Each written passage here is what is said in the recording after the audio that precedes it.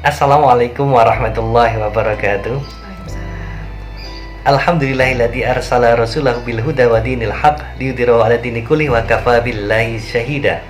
Asyhadu an la ilaha illallah wa asyhadu anna Muhammadar Rasulullah. Alhamdulillahirabbil alamin. Hari ini kita bisa berjumpa kembali dalam channel Kapal Tablik. Saya Bagus Andi Putra. Saya Monik Ani Putra. Ya, hari ini kita akan berbicara tentang keunikan manusia, bahwa setiap manusia punya permasalahan, ya. Jadi setiap orang yang hidup pasti punya masalah. Kalau nggak punya masalah, maka dia sudah dipastikan mati, ya. No problem, you die. Ya, iya dong. Nah, setiap orang pasti punya masalah, dan setiap masalah Allah memberikan suatu keunikan. Nah, untuk apa diberikan masalah? Maka kita akan simak pernyataan dari Ustazah Monik berikut ini, ya. Baik. Kali ini memang kita bicara sedikit mengenai kenestapaan. Seperti sebuah pepatah, biasanya kalau sudah jatuh tertimpa tangga. Begitu kita sudah tertimpa satu permasalahan, biasanya ditambahi lagi, biasanya ditambahi lagi, biasanya ditambahi lagi. Kalau sudah begitu, pasti yang keluar dari mulut kita pertama kali adalah mengeluh, meratap. Kenapa saya diberi cobaan yang terus menerus tumpuk bertumpuk? Kenapa ya Allah? Kalau sudah begitu, seharusnya langkah terbaik dari kita adalah mundur sejenak, kita membawa cermin.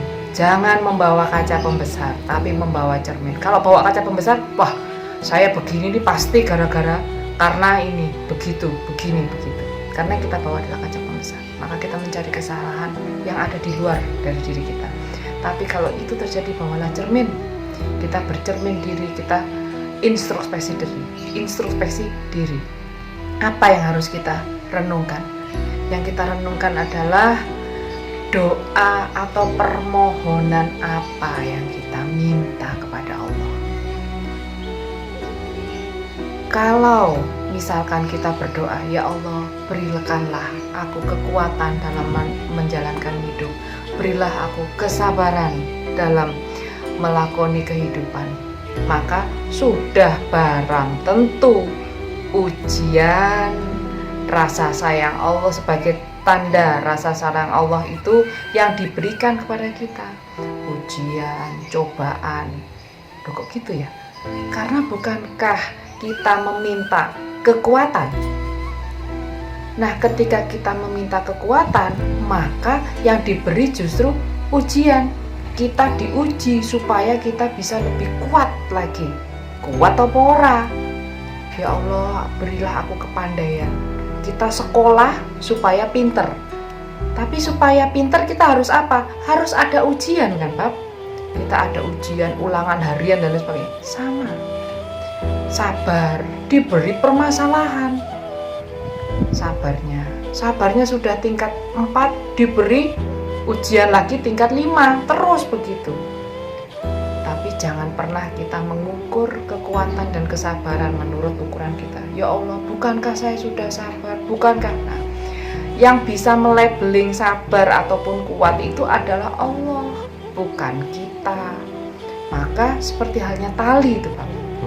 Tali itu semakin dililit-lilit itu, maka dia akan semakin kuat. Maka ketika kita diberi kenestapaan, itu sebenarnya bukan penderitaan, tapi itu adalah tanda cinta, jawaban atas apa yang kita inginkan. Itu adalah yang kita butuhkan, gitu ya. Kita kepingin sabar, maka yang dibutuhkan adalah ujian supaya kita bisa lebih sabar. Kita kepingin kuat, maka yang kita butuhkan adalah cobaan supaya kita bisa lebih kuat. Semakin dicoba, semakin lilitan itu semakin kuat. Sakit tapi kuat, gitu ya. Jadi kalau kita lihat tali tampar, apa namanya kalau di sini ada tali tampar, tali tambang gitu ya. Kita lihat tali tambang itu semakin dia kuat itu, semakin berarti lilitannya itu semakin kencang. Semakin dipuntir gitu ya, semakin dipuntir itu semakin kencang dan semakin mengikatnya semakin kuat. Memang sakit ya. sakit ya. Diuji itu sakit, sakitnya luar biasa ya. Nah saat diuji, saat mendapatkan ujian yang sakit ini, jangan minta apa-apa, jangan minta apa-apa ya. Jadi ada dua hal, doa itu terkabul ketika kita dalam posisi senang. Hatinya itu harus senang. Ketika senang, nggak ada ujian, wah diberikan kenikmatan, banyak-banyaklah berdoa itu. Insya Allah terkabulkan itu, ya. Karena situasinya itu positifnya itu nampak dan Allah tahu ketika hati itu senang. Tapi ketika diuji sakit, nestapa, ngenes kata orang Jawa, ya, maka jangan meminta apapun pada Allah, cukup istighfar. Jadi saat susah itu nggak usah meminta apapun ya, tidak usah berdoa apapun, tapi cukup istighfar ya, istighfar terus, karena istighfar itu pasti akan memberikan jalan kemudahan bagi kita. Solusi kita akan didapatkan ketika kita istighfar. Karena siapa tahu ya, ini bukan Allah itu mencoba sakarpe dewi, sakarpnya Allah itu enggak ya. Tapi ini justru yang namanya ujian bisa jadi karena kelakuan kita. Sehingga untuk mensucikan kita besok ketika menghadap Allah, menghapus dosa. Jadi itulah dulur, kenapa kita harus diuji, karena Allah ingin kita menghadap kepada Allah itu dalam kondisi bersih, tidak dibebani dosa. Maka kita diberikan ujian untuk mengurangi dosa. Maka kalau misalnya baru sakit, alhamdulillah ya, malah banyak istighfarnya untuk mengurangi dosa kita, karena Allah menginginkan kita dalam kondisi menghadap Allah dalam kondisi suci.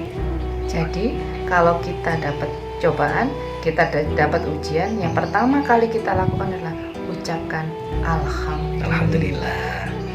Lalu banyak-banyaklah istighfar ya, mengakui kesalahan. Betul, karena pada saat itu kita sedang dikurangi dosanya, dihapus dosanya sebelum kita menghadap kepadanya supaya dalam keadaan suci ya, mengurangi, meringankan siksa kita besok ketika dihisab dulur ya. Jadi Allah itu sayangnya seperti itu, dibuat lilitan yang kuat karena biar kita kuat menghadapi cobaan, dan kuat besok ketika meniti Shirathul Mustaqim, kuat ketika kita diberikan kemurnian, kesucian jiwa kita ketika menghadap Allah gitu ya. Alhamdulillahirrahmanirrahim, semoga bermanfaat. Saya Monik Ani Putra. Saya Bagus Ani Putra. Assalamualaikum warahmatullahi wabarakatuh.